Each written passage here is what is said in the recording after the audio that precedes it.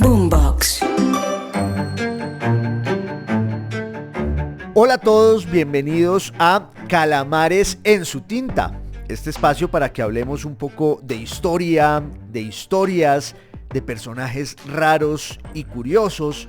de libros, en fin. Ustedes saben que esta va a ser nuestra cuarta y última salida de esta especie de miniserie que fue surgiendo de manera espontánea e inopinada, que se me salió de las manos para hablar del Frente Nacional. La idea era dedicarle solo un capítulo, pero es un tema tan complejo y tan vasto que por supuesto teníamos que hablar de todos los antecedentes de eso que aquí llamamos la violencia con letras mayúsculas, que en realidad fue una guerra civil no declarada entre los dos partidos históricos que definieron la vida política colombiana durante mucho tiempo: el Partido Liberal y el Partido Conservador.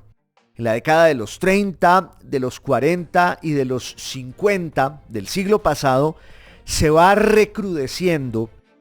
ese conflicto entre esos dos partidos, que llega a tales extremos de salvajismo y virulencia que por eso se da la dictadura militar de Gustavo Rojas Pinilla,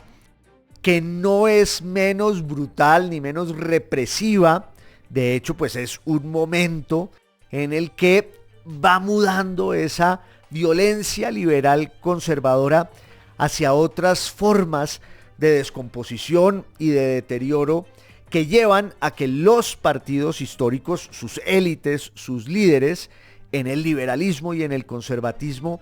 hagan un armisticio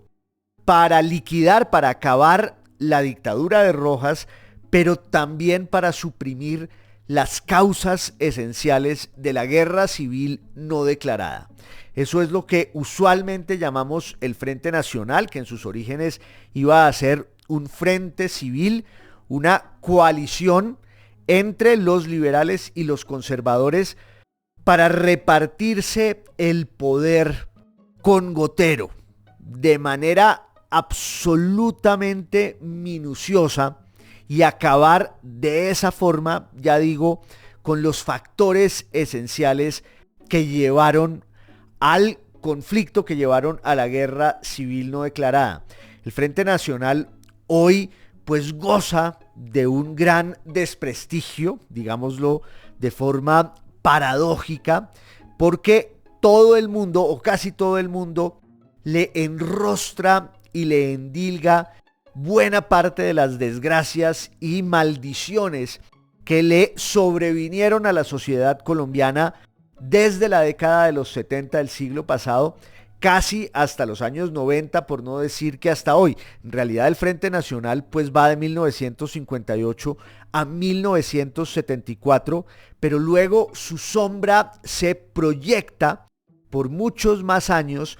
y más o menos cuando viene el tránsito de la nueva constitución, la de 1991, es cuando el desmonte real del Frente Nacional empieza a mostrar sus virtudes y empieza a permitir una visión un poco más distante, decantada y crítica sobre lo que pasó allí. Pero la idea, pues claro, era hablar de eso, y sin embargo el tema nos fue desbordando, como que rompió todos los cauces y todos los diques, y llevamos con esta 4 salidas. Prometo que ya es la última y nos vamos a ir a hablar de otro tema, pero es importante ahondar en lo que pasó en la Colombia de mediados del siglo pasado para desmenuzar eso que fue el Frente Nacional, para matizar también esos juicios tan rotundos que hay sobre sus efectos, sobre sus consecuencias, un poco también sobre sus causas, porque como lo hemos visto aquí en estas 3 y 4 salidas, el Frente Nacional pues fue también una medida de emergencia para volver por el cauce de la vida civil a instancias de una dictadura militar cada vez más represiva, cada vez más violenta y cada vez más corrupta. Digamos que la Colombia de los años 30, que es cuando empieza a desatarse el infierno de la violencia liberal conservadora, es por supuesto una sociedad que está haciendo un tránsito doloroso y traumático, pero sin duda necesario, hacia formas de la modernidad que aquí llegaron muy tarde, que aquí fueron una conquista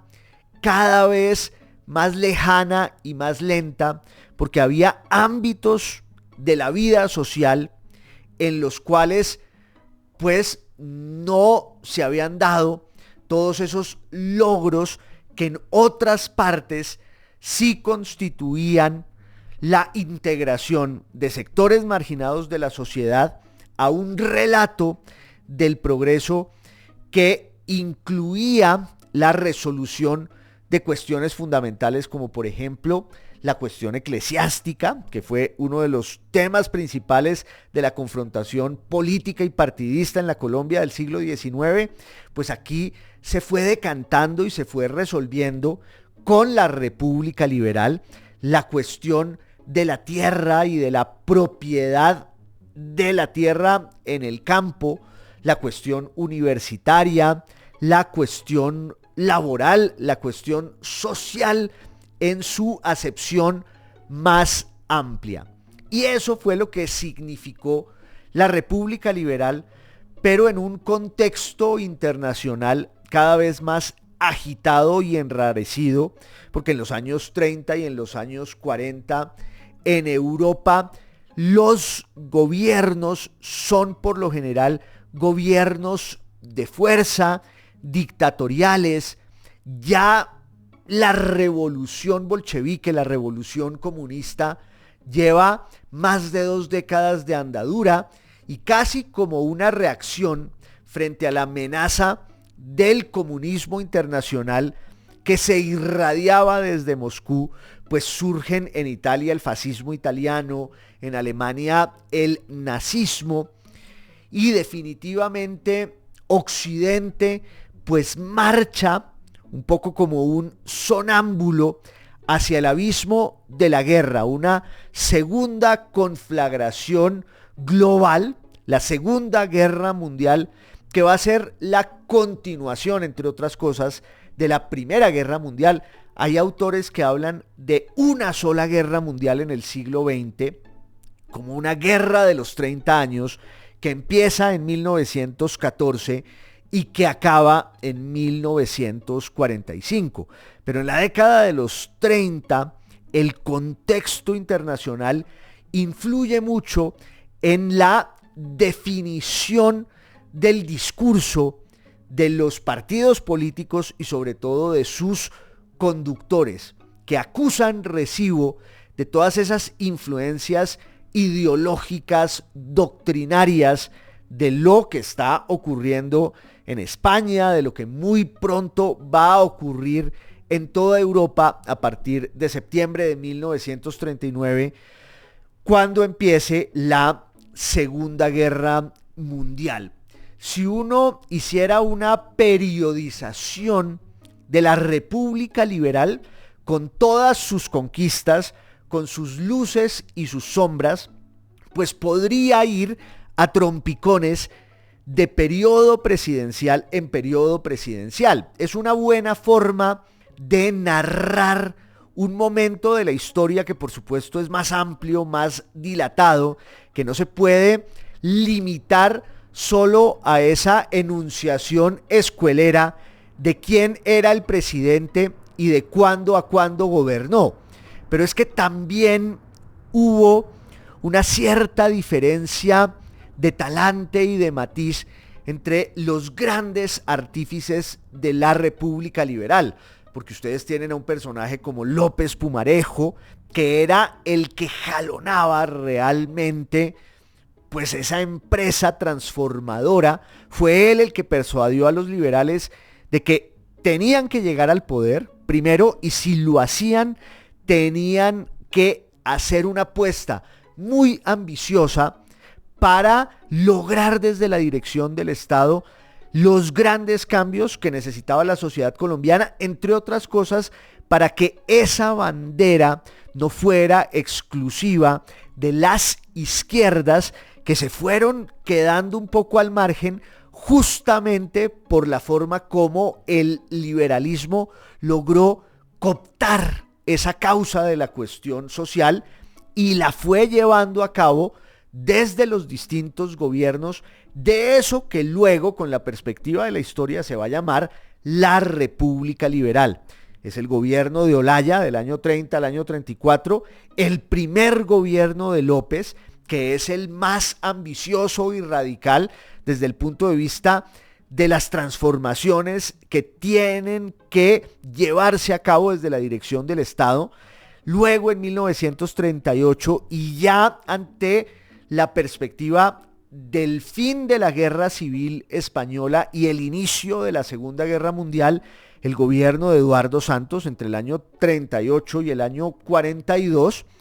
y luego desde el año 42 hasta el año 46, la segunda administración, la reelección muy turbulenta de Alfonso López Pumarejo. Otra vez, pero claro, no era solo el liberalismo el que estaba en la arena. En la otra orilla, me gusta la etimología de la rivalidad, porque en latín ribus quiere decir orilla. El rival es el que está siempre del otro lado, en la otra orilla, en la otra riba del río. De suerte que el conservatismo, que estuvo en el poder durante más de 40 años, desde la Regeneración hasta 1930,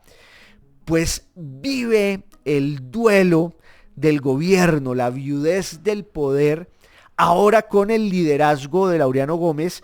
y ante esa discusión doctrinaria en las entrañas del Partido Conservador sobre la deriva ideológica de ese partido, que antes tenía unos principios muchísimo más claros, vinculados pues con la gran tradición conservadora del mundo hispánico, de Latinoamérica, y Colombia no era la excepción. El Partido Conservador, como el gran defensor y reivindicador de la herencia de España en América, un partido muy cercano a la Iglesia Católica, y lo siguió siendo, solo que en los años 30 y en los años 40, pues ya estaba todo el influjo de esas corrientes internacionales de la derecha, que ya he dicho yo aquí, la gran excepción o el gran fenómeno político del siglo XX, junto con la irrupción del socialismo, del comunismo y todas sus distintas especies y versiones, la rusa, luego la china, etcétera, etcétera. Pero el gran fenómeno político del siglo XX, de la primera mitad del siglo XX, es el hecho de que el conservatismo, la derecha,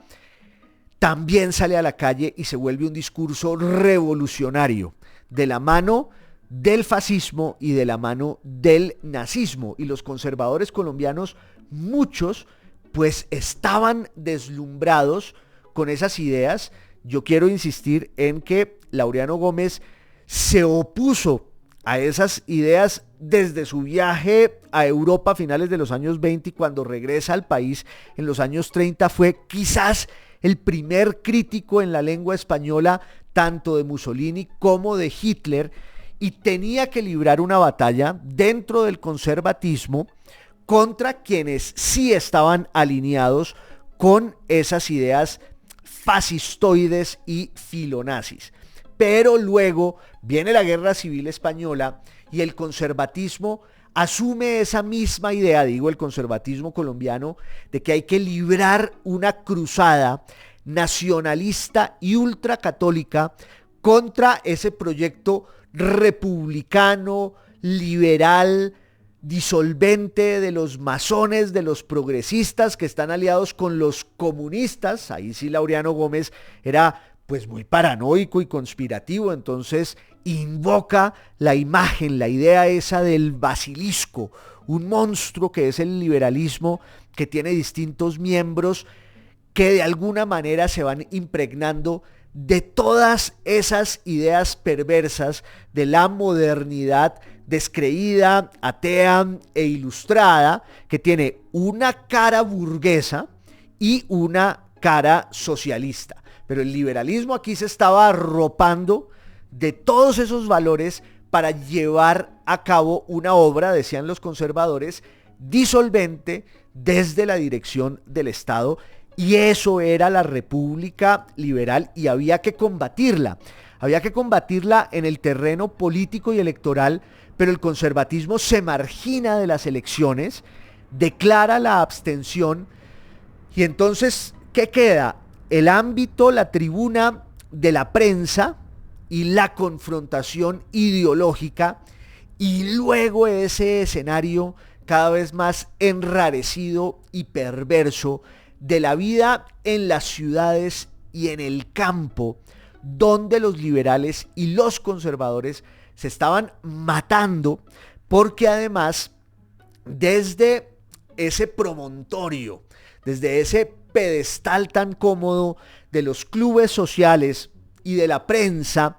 los grandes conductores de ambos partidos fueron radicalizando cada vez más su discurso. Yo no quiero decir aquí que todos fueron igual de responsables, porque hubo unos más radicales que otros, pero si la interpretación de la violencia colombiana, la violencia política bipartidista, liberal, conservadora, con letras mayúsculas, la guerra civil no declarada, que llevó a la dictadura de Rojas, si la explicación de eso es que hubo solo unas mentes perversas que atizaron el horror y el infierno, y que del otro lado había unos repúblicos que se dedicaban solo a hacer periódicos y a reivindicar los valores más altos del espíritu liberal, pues esa visión es equivocada, porque realmente el enrarecimiento y la radicalización del discurso son un hecho inequívoco, innegable, inobjetable, que además se conecta con la vieja tradición colombiana del sectarismo, que ya estaba en el siglo XIX y que ahora sí vuelve a ser atizada por quienes van regando gasolina con las palabras que van diciendo, en ese contexto en el que los militantes de los partidos sienten que el uso de la violencia es un recurso lícito para hacerse valer en sus regiones. La guerra, la violencia como una de las formas de la política. Y entonces el panorama se fue enturbiando cada vez más. Por eso un personaje como Gaitán señalaba la condición oligárquica de ambos partidos, que estaban en manos de unos dirigentes que pertenecían a los mismos clubes sociales, que leían los mismos libros, que más o menos se comportaban igual y que a puerta cerrada y a manteles vivían con cierta indolencia la tragedia de sus militantes, que en los territorios más alejados de Colombia se estaban matando por cuenta de esas dos banderas, la bandera roja y la bandera azul. Era el sectarismo y el enceguecimiento fanático en su versión más aterradora. Incluso el segundo gobierno de Alfonso López Pumarejo pues no pudo llegar a buen término, porque ya desde las elecciones en las que López gana, había tal violencia en la oposición conservadora que en un momento dado en el Congreso Laureano Gómez dice que si López Pumarejo es reelegido a la presidencia, va a ser una declaración de guerra contra el pueblo conservador, al cual Laureano Gómez llama para que esté en pie de lucha contra esa afrenta, que tenía esa dimensión filosófica, ideológica, doctrinaria del triunfo, ya digo, de ese liberalismo internacional, masónico, ateo y disolvente, que también le estaba abriendo la puerta al comunismo. Pero en términos reales, pues era una disputa por el poder, por la burocracia y por una visión del mundo y de la sociedad que no admitía matices, que era binaria y maniquea, porque los unos y los otros estaban instalados en una noción absoluta de lo que debía ser el curso de la sociedad, y eso implicaba también la negación. Esto va a sonar muy pesado y muy feo, pero de pronto es la expresión que cabe, la negación ontológica del contrario. El contrario no es uno que piensa distinto y que milita en un partido diferente, sino que el contrario, por el solo hecho de serlo, es perverso porque está instalado en unas ideas y en unas creencias que son equivocadas y que no se pueden permitir en la sociedad. Y entonces el segundo gobierno de López pues va a estar atravesado por una serie de confrontaciones cada vez más radicales que desembocan hasta en un intento de un golpe de Estado al presidente de la República, que fue retenido por unos militares en Pasto. El ministro de gobierno Alberto Lleras, desde la Radio Nacional, logró sortear la situación. Laureano Gómez fue encarcelado, luego se tuvo que ir al exilio en Ecuador.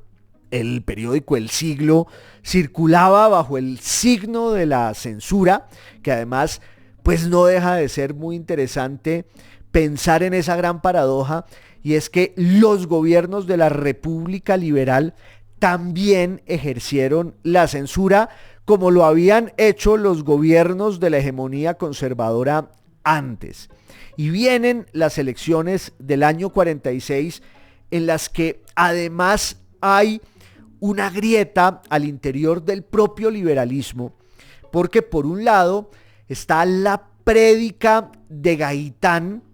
que tiene esos rasgos inspirados un poco en la acción directa y en el discurso de Mussolini, en el fascismo italiano, y ese contacto directo entre el caudillo y su pueblo, porque el caudillo es el intérprete místico y esclarecido de las necesidades del pueblo, al que ese caudillo representa sin la mediación oligárquica de esos partidos que son igual de nocivos, igual de tóxicos, igual de perversos.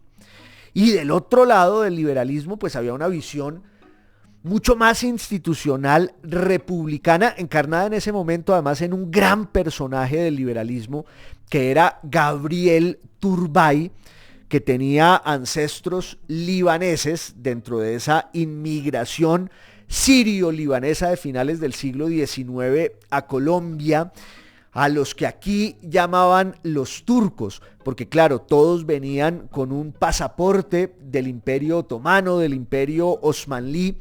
y había una actitud de repudio xenófoba y chauvinista de la sociedad colombiana hacia muchas comunidades inmigrantes. Los judíos, que sufrieron los estragos del antisemitismo colombiano, que tenía también dos versiones. Una versión católica, que era la que encarnaba a un personaje, por ejemplo, como Laureano Gómez, que sí profesó muchas ideas contra los judíos, pero era un antisemitismo contra los judíos de inspiración ultracatólica, por esa idea de que los judíos eran el pueblo deicida, el pueblo que había matado a Jesús, que había matado y había repudiado al Dios verdadero. Baste recordar el feroz artículo que escribió Laureano Gómez contra Stefan Zweig, uno de los autores más célebres y más vendidos de aquel tiempo, que ahora ha resurgido, uno de los más sensibles y brillantes prosistas de todos los tiempos, que hacía novelas, que hacía biografías literarias, que hacía reflexiones históricas con una belleza y una aproximación poética que lo volvieron el autor más conocido, más vendido de aquellos días. Y Laureano Gómez, cuando Stefan Zweig se suicida en Brasil, escribe un obituario atroz en el que destila un poco todos esos prejuicios conservadores contra los judíos. Pero ojo, también los liberales, la élite y la oligarquía liberales, eran profundamente xenófobas y también atizaron el antisemitismo, pero ya con una perspectiva racial, de desprecio por los inmigrantes judíos, a los que en muchos casos llamaban los polacos, porque claro, venían de la Europa del Este, y las leyes raciales que hubo, por ejemplo, en el gobierno de Eduardo Santos, con su canciller Luis López de Mesa, son de verdad un escándalo. Pero ese chauvinismo no era solo contra los judíos. Al pobre Gabriel Turbay le tocó soportar el repudio de las masas que le gritaban turco no, turco no. Y era una idea que también se atizaba desde el gaitanismo, porque estaba muy claro que el Partido Liberal en las elecciones del 46 se iba a dividir entre la opción de Gabriel Turbay y la opción de Gaitán. Y así ocurrió, hubo ese divorcio de las aguas que además Laureano Gómez atizó con verdadero cinismo, porque fue el gran vocero de la candidatura de Gaitán desde el periódico El Siglo, y hubo una especie de coalición inesperada, claro, el caudillismo que siempre coincide entre el gaitanismo y el laureanismo, y Laureano Gómez aprovecha el momento para que cuando el Partido Conservador lo proclamara como candidato presidencial, él le iba a dar la antorcha, la posta, a un personaje que no suscitaba los mismos recelos y las mismas prevenciones que él, que es Mariano Ospina Pérez. Y fue así como en el año 46, además de una serie de escándalos también de corrupción que sacudieron el gobierno, el segundo gobierno de López Pumarejo, el famoso escándalo en su momento del hijo del ejecutivo Alfonso López Miquelsen, que además pues era la evocación de lo que había pasado también en la regeneración con muchos de los hijos de los presidentes conservadores. Es una vieja tradición muy complicada, la de las familias presidenciales y pues su relación no solo con el poder, sino también con el poder económico. De suerte que al final y de manera muy atropellada y también muy lánguida, la República Liberal se acaba porque el Partido Liberal se divide en dos y llega a la presidencia, llega al poder otra vez el Partido Conservador de la mano de Ospina Pérez, con una salvedad, y es que obviamente las demás instituciones del Estado tenían mayorías liberales, porque ese era el efecto de la política de abstención que durante muchos años profesaron los conservadores. Pero realmente la situación de orden público pues era cada vez más violenta, sangrienta y catastrófica. Y había una duplicación de la policía y del ejército con unas fuerzas medio paramilitares del gobierno que perseguía a los liberales y también de los liberales que se defendían. Ahora, el reclamo de los conservadores durante la República Liberal era un poco el mismo. Los liberales y sus ejércitos privados nos persiguen y nos matan. El problema de esa situación, más allá del análisis minucioso que uno pueda hacer sobre las responsabilidades particulares y las dinámicas de esa que ya era una guerra civil no declarada, el problema está en lo que he señalado aquí. Por un lado, la tradición del sectarismo, la religión de partido,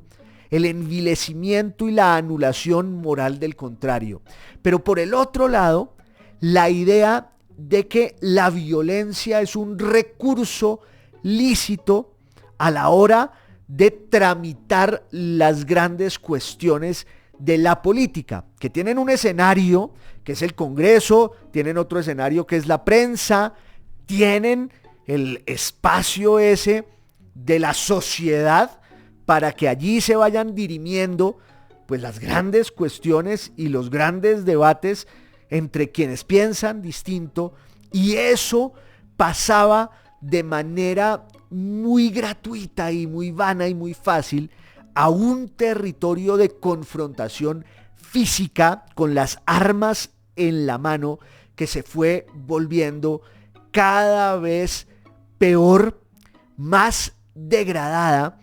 con otro ingrediente adicional que hay que señalar en la violencia en Colombia, siempre digo la violencia con letras mayúsculas, que es el del trago, el del licor. Este era un país de borrachos armados hasta los dientes que invocaban los vivas al Partido Liberal o al Partido Conservador para izar esas banderas, enarbolarlas y también usarlas como un pretexto para matarse, con los directorios atizando el fervor de forma cada vez más irresponsable, y también con otras instituciones que no eran menos vehementes en esa definición de las fronteras entre la sociedad, que eran fronteras de clase, pero que también se fueron volviendo fronteras morales. Y ahí hablo, por ejemplo, de la iglesia. La idea de que militar en un partido a uno lo volvía bueno, moralmente aceptable, y militar en otro pues lo volvía un ser repudiable. Y esa visión circulaba un poco de lado y lado hasta que llegamos a la década de los 40, el gobierno conservador de Ospina, dentro del cual ocurre el gran cataclismo, que ese sí es el partidor de las aguas en esta historia, que es el magnicidio, el asesinato de Jorge Eliezer Gaitán, el 9 de abril de 1948, que fue pues la destrucción de Bogotá, cuando las masas salen a vengar la muerte de su caudillo y cuando todo estalla en mil pedazos, pero no solo en Bogotá, sino en toda Colombia. Fue como un incendio que se iba extendiendo, un incendio regado en pasto seco, porque allí donde llegaba la noticia del asesinato de Gaitán, sus seguidores salían a reivindicar la memoria de su líder,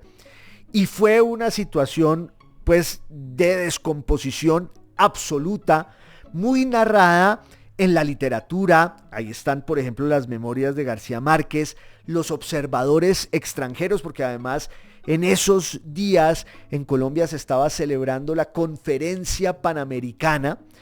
y muchos representantes diplomáticos y periodísticos del extranjero asistieron a semejante cataclismo. Aquí estaba, entre otras cosas, Fidel Castro, que había venido a una reunión de estudiantes que ocurría paralela a la Conferencia Panamericana, entre otras Fidel Castro, traído con la plata del peronismo, que estaba en la agenda de Gaitán ese viernes, en el cual en una esquina del centro de Bogotá fue asesinado ese que era, ya digo, el caudillo popular más importante de Colombia, con sus luces y sus sombras, porque ya he señalado aquí pues también esa influencia del fascismo italiano que anidaba en Gaitán y en su actitud, no solo en su discurso, sino en su forma de concebir la política. Pero eso de alguna manera se acaba cuando se da el magnicidio de Gaitán, y obviamente lo que queda es una confrontación cada vez peor entre el liberalismo y el conservatismo, hasta que vengan las elecciones de 1949, en las que era evidente que algo muy grave iba a pasar. también como en el cuento de García Márquez, porque el conservatismo estaba en minoría en el Congreso. Hubo un intento por adelantar las elecciones, un intento parlamentario que acabó nada menos y nada más que en una balacera en la Cámara de Representantes en septiembre de 1949, y las mayorías liberales amenazaron con enjuiciar al presidente de la República, y Ospina, invocando el estado de sitio, cierra el Congreso, cierra todas las instituciones y empieza lo que muchos llaman la dictadura civil del Partido Conservador, porque vienen luego las elecciones de finales del 49 en las que el Partido Liberal se retira con su candidato, que era Darío Echandía, y Laureano Gómez gana las elecciones y empieza un gobierno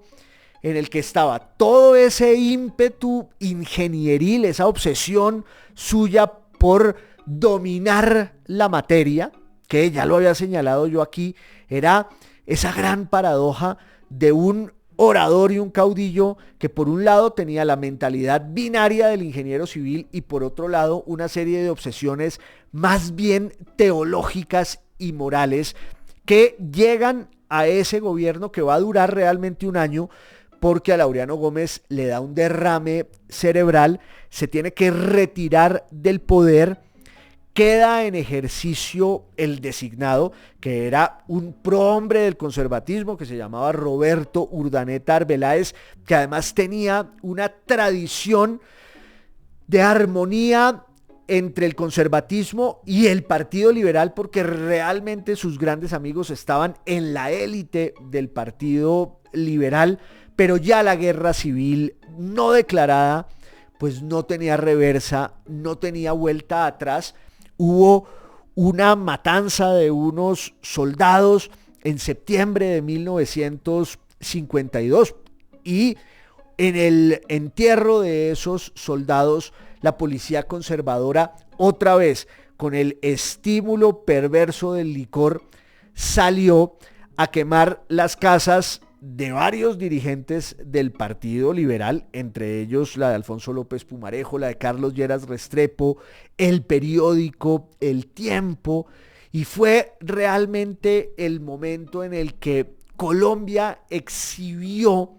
su peor cara dentro de este contexto del que estamos hablando aquí, de esa violencia desbordada, arrolladora y atizada por el sectarismo y por las pasiones políticas, hasta que finalmente viene el golpe de Estado del 13 de junio de 1953. Eso tiene un contexto ahí muy particular, casi anecdótico, y es que Laureano Gómez, que era el presidente titular, pero que estaba postrado en la cama, se entera de que el ejército, o más bien los servicios de inteligencia del Estado, lo que se llamaba el G2 en ese momento, estaba torturando gente, en particular a un industrial que se llamaba Felipe Chavarría Olózaga, y cuando Laureano Gómez se entera de eso, pues empieza a indagar y se da cuenta de que en efecto ese rumor es cierto, y en un lugar tenebroso en el centro de Bogotá están torturando gente. Entonces él va donde el designado, que es Urdaneta, y le dice: el Partido Conservador pues va a arrastrar el baldón, se decía antes, el lastre, el estigma de promover y prohijar y tolerar esta violación de los derechos humanos. Hay que llamar a calificar servicios inmediatamente al comandante de las fuerzas militares, que es el general Rojas Pinilla, que entre otras había llegado allí justo en los gobiernos conservadores porque era muy conservador, había tenido una participación represiva en el Valle del Cauca, porque era una guerra civil no declarada en la que además ya empezaba a rondar el fantasma ese de la Guerra Fría, de que era una lucha contra los insurgentes y que eran unos bandoleros perversos los que estaban en el campo tratando de atentar contra los valores sacrosantos de la sociedad civil. Finalmente el designado le dice a Laureano Gómez: si nosotros deponemos a Rojas, pues Rojas nos desaloja y nos saca del poder a nosotros, que fue lo que en realidad pasó, y muchos de los que se consideraban víctimas y enemigos de esos gobiernos conservadores, pero en particular del gobierno de Laureano Gómez, que además quiso hacer una Asamblea Nacional Constituyente en la que tenía una especie de delirio corporativista de inspiración más que española, realmente portuguesa, con una idea que también era de inspiración bolivariana, en un momento además en el que en toda América Latina están dándose unos brotes dictatoriales que van a derivar en el hecho de que el gran género literario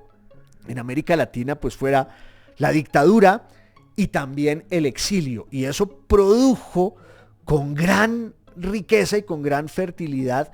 toda una serie de reflexiones desde la literatura sobre el arquetipo del dictador. Y ahí pueden ir citando ustedes títulos de novelas que se ocupan de esa maldición latinoamericana. En el caso del proyecto laureanista de la Constitución Corporativa,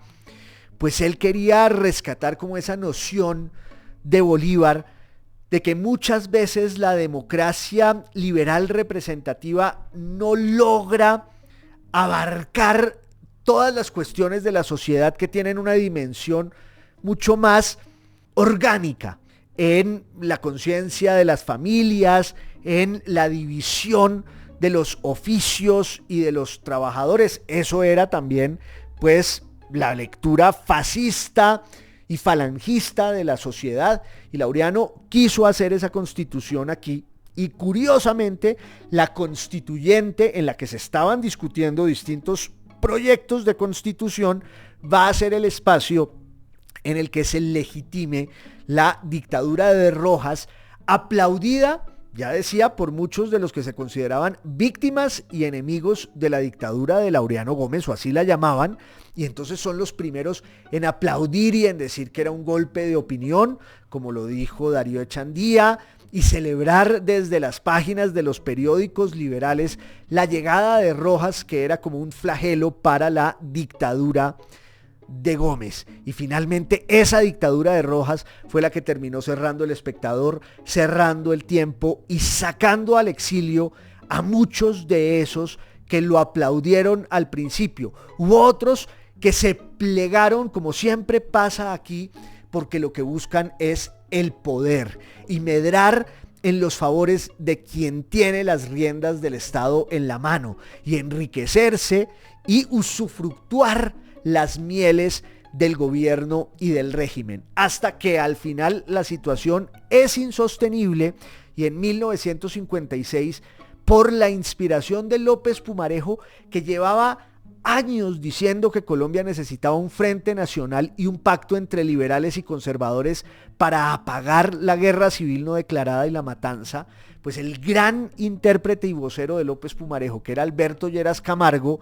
va hasta España, donde estaba en el exilio Laureano Gómez,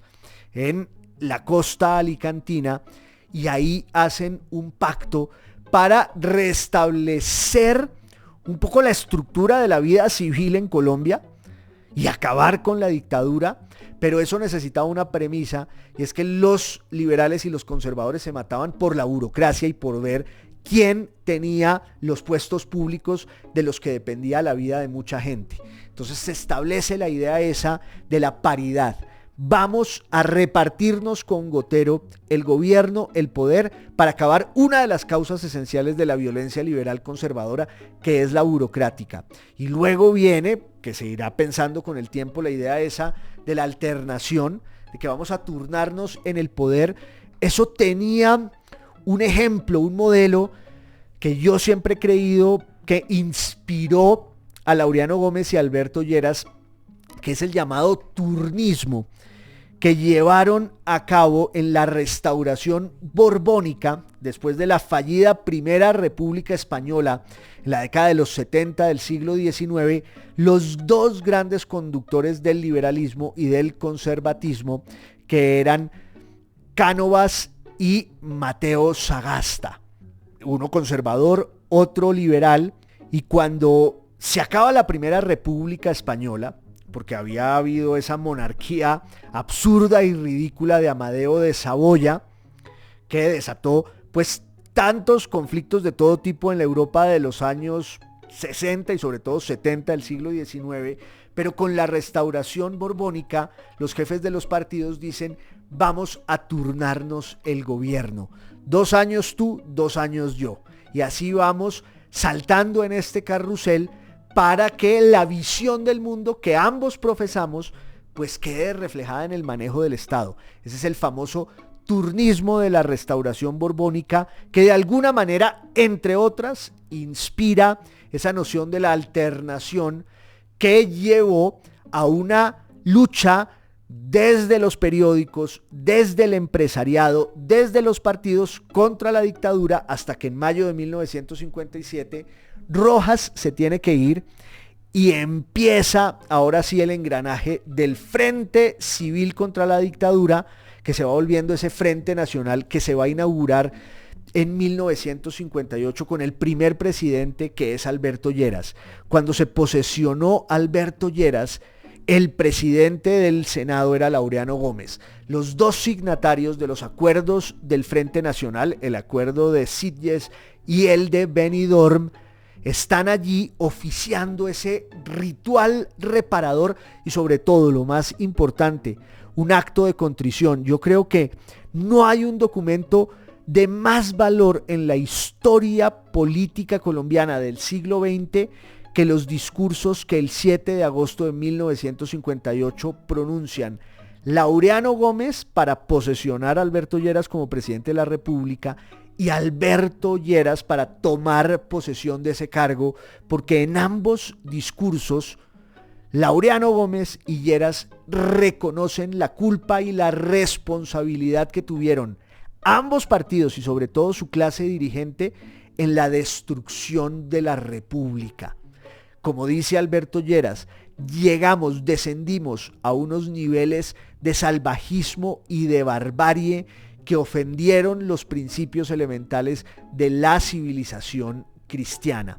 Y claro, viene el Frente Nacional, que no es solo una componenda de repartición paritaria del poder, porque hubo unas discusiones de fondo en torno a la reforma agraria, en torno a una cantidad de cuestiones esenciales que fueron delimitando unas fronteras entre los partidos con unos debates políticos muy intensos. Pero claro, ahí ya se estaba dando el tránsito de la violencia liberal conservadora a unas formas de la violencia revolucionaria que reciclaron, por ejemplo, el fermento que había de muchos ejércitos de autodefensas campesinas liberales que fueron haciendo el tránsito hacia el marxismo-leninismo en un contexto internacional muy distinto, que es el de la Guerra Fría, que es el de la irrupción de la Revolución Cubana, y también esta idea que ya empiezan a atizar los enemigos del Frente Nacional desde sus orígenes, de que era un esquema elitista, excluyente, y que estaba de alguna manera larvando formas de la violencia política que a la postre iban a resultar muchísimo peores. Y esa es la crítica que siempre se le hace al Frente Nacional con el epílogo terrible de los años 70 y la aparición del narcotráfico. Pero también hay que decir que el Frente Nacional logró el propósito que se propusieron sus artífices, que era acabar con la guerra civil no declarada entre el liberalismo y el conservatismo, apagar la furia del sectarismo bipartidista, que por desgracia está volviendo, con el fanatismo enceguecido al que Colombia está volviendo a caer después de que se había curado de semejante maldición. Pero eso quedará ya para otra salida algún día, porque nos vamos a otros temas en esto que es Calamares en su tinta, que ustedes saben que es podcast, video podcast y es radio. Un abrazo a todos, muchas gracias.